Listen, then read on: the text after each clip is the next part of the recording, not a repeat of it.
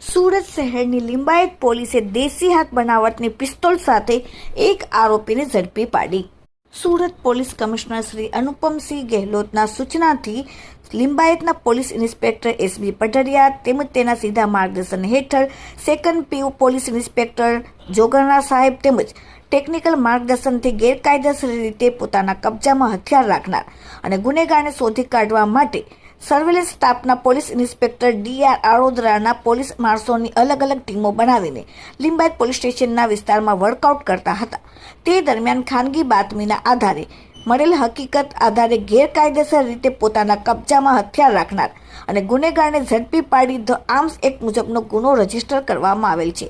ગેરકાયદેસર રીતે પિસ્તોલ રાખનાર આરોપીનું નામ છે ગોંડા ઉર્ફે અજય ઉર્ફે રાજભાઈ ઉર્ફે મોટુ, રહેવાસી સુખીનગર તેરેનામ ચોકડી પાસે પાંડેસરા અને મૂળ વતન ઓડિશાવાળા પકડીને લિંબાયત પોલીસે ગુનો રજીસ્ટર કરીને કાયદેસરની કાર્યવાહી હાથ ધરી છે.